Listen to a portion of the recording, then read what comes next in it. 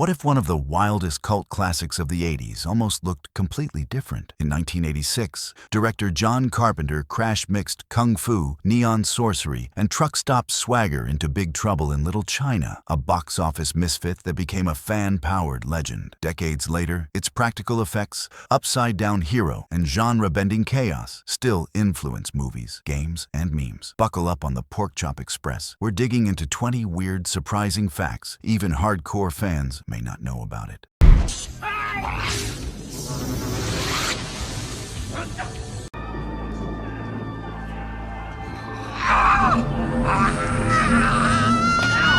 Act 1. It all started as a Wild West story. Before the neon streets and kung fu chaos, Big Trouble in Little China was supposed to be a cowboy movie. The very first draft, written by Gary Goldman and David Weinstein, took place in the 1880s American West. Jack Burton wasn't a truck driver at all. He was a meat hauler on horseback, delivering supplies to Chinese railroad workers when he stumbled into a supernatural conflict in an Old West Chinatown. The story blended classic Western grit with ancient Chinese mysticism, a strange but ambitious mix that baffled studio executives. They loved the fantasy elements, but hated the outdated setting. So, 20th Century Fox ordered a complete rewrite, moving everything into modern-day San Francisco. That single change transformed the film forever, turning a dusty Western into one of the most eccentric action fantasies of the 1980s. But then, everything changed. Fact 2. From cowboy to trucker, the rewrite that changed everything. The version of Big Trouble in Little China we know today almost never existed. When the original Western idea was tossed aside, a complete rewrite gave the story a brand new identity. The dusty plains of the 1880s were replaced with the neon streets of 1980s San Francisco, and Jack Burton transformed from a meat-hauling cowboy into a fast-talking truck driver barreling through Chinatown. This bold shift didn't just update the setting, it changed the movie's entire personality. Suddenly, ancient magic collided with modern sarcasm, and the result was something audiences had never seen before. Jack's rugged charm, blue-collar swagger, and constant bad luck turned him into an unforgettable kind of hero, the guy who thinks he's in charge, but rarely is. That rewrite turned a forgotten Western script into a cult legend still celebrated decades later, and the truck itself carries a deeper secret. Fact 3. The Pork Chop Express has a hidden meaning. Jack Burton's beloved truck, the Pork Chop Express, isn't just a cool name. It's a nod to the film's forgotten origins. When the story was still a Western, Jack's job was hauling meat to Chinese railroad workers. That detail vanished when the setting moved to modern San Francisco, but the spirit of it stayed. The name Pork Chop Express is a clever inside joke, connecting the new trucker version of Jack to his original cowboy roots. Beyond that, the truck became almost a character itself. Jack's home, his partner, and his stage for those ridiculous CB radio monologues that fans still quote today. It's loud, stubborn, and unforgettable, just like its driver. Every time Jack hits the road, it feels like the Pork Chop Express is carrying more than cargo. It's hauling the last traces of the Old West into a brand new kind of adventure. But the weirdness didn't stop there. Fact 4. The floating eyeball almost broke the budget. One of the strangest and most unforgettable creatures in Big Trouble in Little China is the floating eyeball guardian, a slimy, multi-eyed monster that spies on our heroes. What most fans don't know is how insanely complicated it was to make. The puppet required more than 60 technicians to operate, with each eye moving independently to give it that eerie, all-seeing effect. It cost over $100,000 to build, making it one of the most expensive props in the entire movie, even pricier than some creatures from Ghostbusters. The designers wanted it to feel organic, disgusting, and oddly beautiful, a perfect match for the film's weird mix of fantasy and horror. All that work paid off. The eyeball guardian became a symbol of the movie's creativity and madness, proof that practical effects can still outshine CGI even decades later. But things behind the scenes got even stranger. Fact 5. The Wild Man transformation was makeup mayhem. Toward the end of Big Trouble in Little China, there's a terrifying creature that bursts onto the screen, often called the Wild Man, or Lo Pan's guardian monster. What looks like a quick jump scare actually took weeks of work. The creature wasn't a simple puppet. It was a full-body suit packed with animatronics, prosthetics, and thick layers of makeup. The design team drew inspiration from classic horror films and creature effects from the 1970s, pushing the limits of practical artistry. The actor inside could barely see or move, drenched in sweat under the heavy costume. Yet, the result was worth it, a grotesque, unforgettable monster that perfectly fit the film's chaotic tone. Despite appearing for only seconds, fans still talk about it today as one of the creepiest and most ambitious effects of the 80s. And the man behind the chaos? He trained like an athlete. Fact 6. Kurt Russell trained like a linebacker for the role. Jack Burton might act like a clumsy loudmouth, but Kurt Russell took the role seriously, physically and mentally. Before filming Big Trouble in Little China, Russell spent 2 months training with stunt coordinators and fight choreographers to prepare for the movie's demanding action scenes. He lifted weights, practiced falls, and learned basic martial arts techniques to keep up with the skilled fighters around him. Ironically, all that effort went into playing a hero who constantly messes up. Director John Carpenter wanted Jack to look like an action star, but act like the guy who never quite gets it right. That balance between confidence and chaos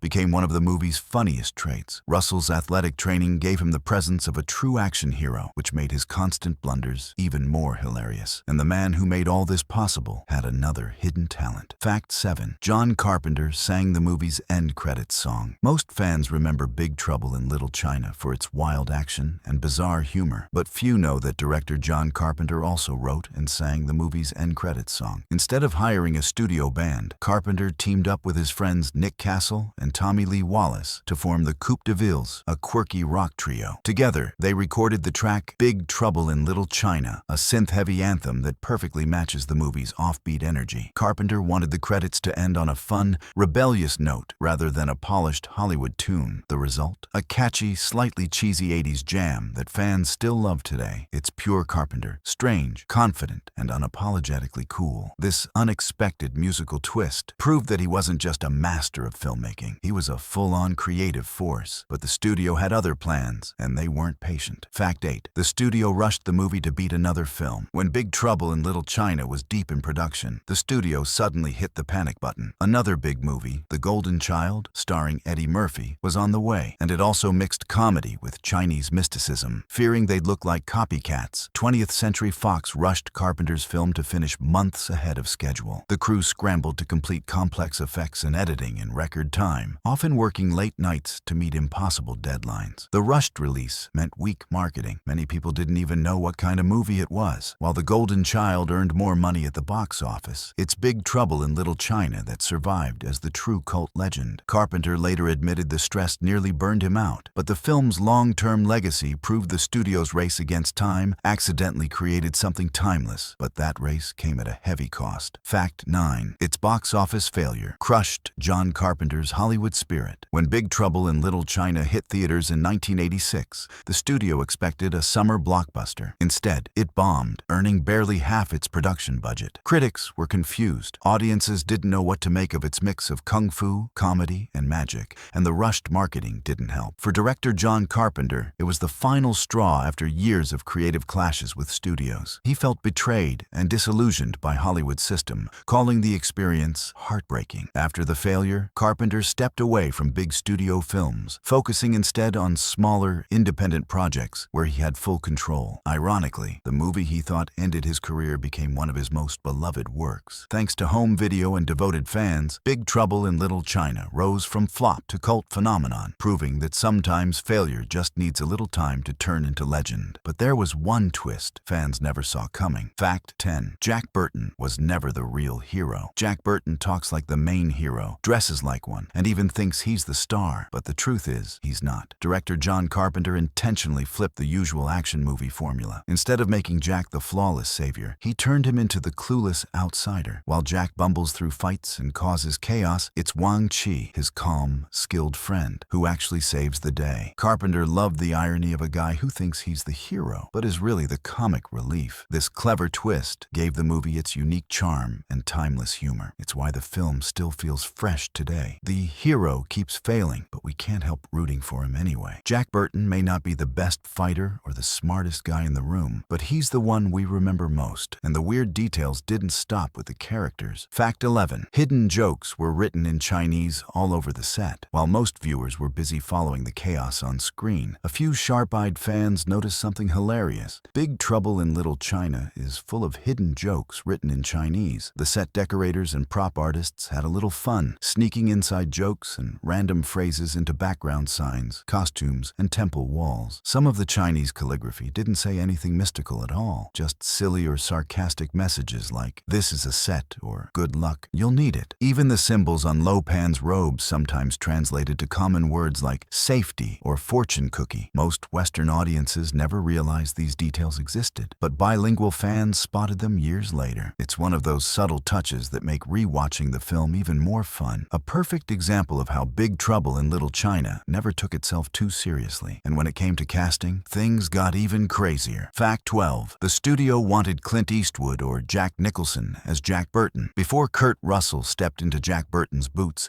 the studio had its eyes on two Hollywood giants, Clint Eastwood and Jack Nicholson. Both were at the height of their fame in the mid-80s, and executives believed one of them could turn Big Trouble in Little China into a guaranteed hit. Eastwood would have played Jack as a tough, no-nonsense gunslinger type, while Nicholson could have leaned into the film's weird humor and madness. But neither actor was available, and director John Carpenter pushed hard for Russell, his longtime collaborator and friend. Carpenter knew Russell could balance bravado, comedy, and clueless charm in a way no one else could. Looking back, it's hard to imagine anyone else delivering Jack's legendary one-liners with that perfect mix of confidence and chaos. Sometimes, the second choice turns out to be the one that defines a movie forever. But Russell wasn't the only unexpected casting twist. Fact 13. Jackie Chan almost played Wang Chi. Here's a casting what-if that could have changed everything. Jackie Chan was originally considered to play Wang Chi, Jack Burton's heroic best friend. At the time, Chan was already a rising star in Hong Kong action cinema,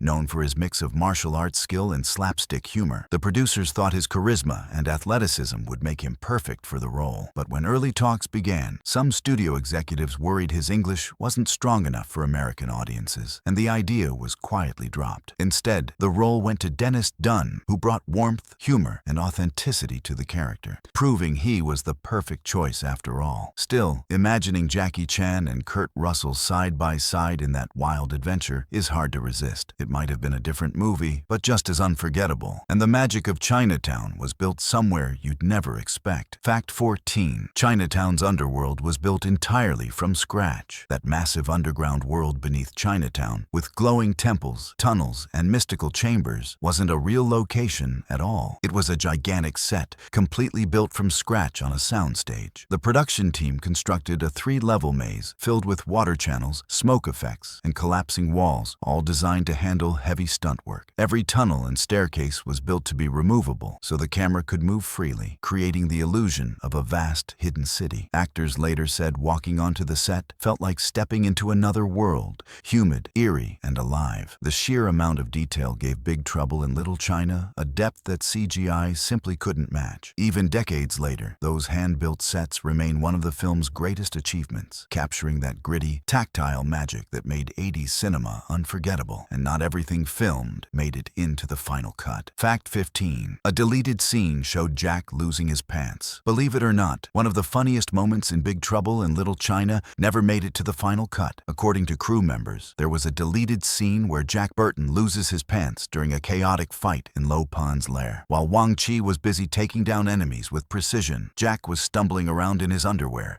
trying to keep fighting and his dignity at the same time. Director John Carpenter reportedly loved the scene because it perfectly captured Jack's mix of bravado and bad luck. But the studio thought it made him look too ridiculous for an action hero and ordered it cut. Fans have never seen the footage, but the story alone became a cult favorite. If it had stayed, it might have been the funniest and most unforgettable moment in the entire movie. And even the poster art hides an incredible story. Fact 16. The iconic poster was painted by a legendary artist. The unforgettable poster for Big Trouble in Little China, with Jack Burton standing tall amid explosions, monsters, and neon chaos, was created by none other than Drew Struzan, one of the greatest movie poster artists of all time. Struzan is the mastermind behind the artwork for Star Wars, Indiana Jones, and Back to the Future. For this film, the studio asked him to make Jack look like a larger-than-life hero, even though in the story he's more of a bumbling sidekick. The result was pure 80s magic, bold, colorful, and packed with energy. Struzan's art captured the film's wild spirit so perfectly that it became almost as iconic as the movie itself. Decades later, that poster still hangs proudly in theaters, game rooms,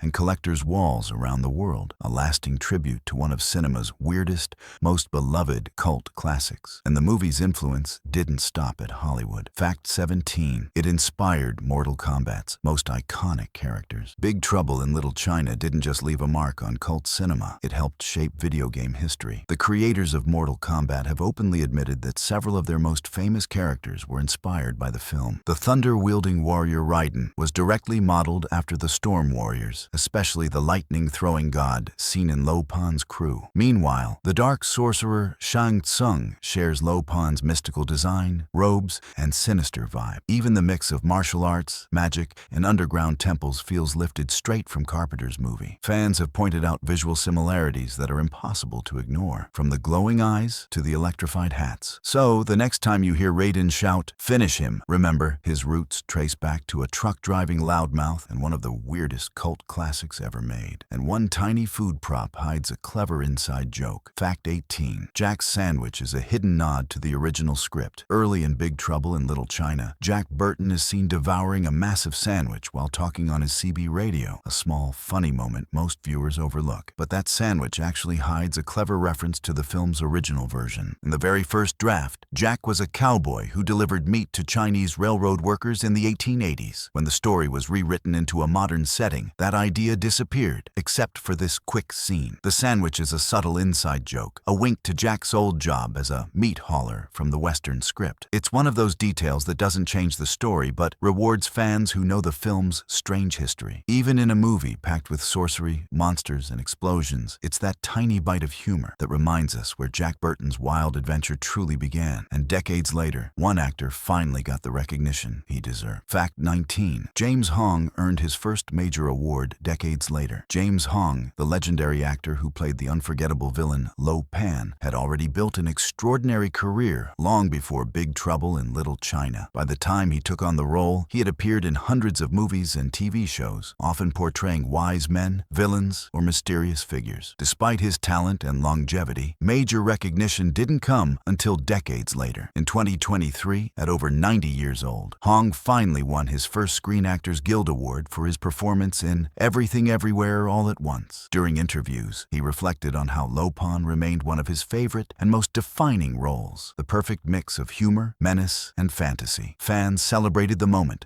as long overdue recognition for an actor who helped bring some of cinema's most iconic characters to life. And even behind the camera, the fun didn't stop there. Fact 20. The DVD commentary became a cult classic of its own. When Big Trouble in Little China was released on DVD, fans expected behind-the-scenes trivia, but what they got was pure comedy gold. The audio commentary featuring John Carpenter and Kurt Russell quickly became legendary. Instead of analyzing every technical detail, the two longtime friends spent most of the recording joking, laughing, and reminiscing about their careers. At one point, Russell even goes off topic to talk about his son's hockey game before circling back to the movie. The result feels less like a commentary and more like hanging out with two old buddies who genuinely love what they created. Their chemistry and humor made the track so entertaining that it's now considered one of the best commentaries ever recorded. It perfectly captures the chaotic, carefree spirit of the movie itself, unpredictable, hilarious, and full of heart. And that's why this cult classic will never fade away. Nearly 40 years later, Big Trouble in Little China remains a one-of-a-kind ride, part action, part comedy, and pure chaos. What once confused critics has become a cult masterpiece, celebrated for its creativity and fearless weirdness. Every scene, every joke,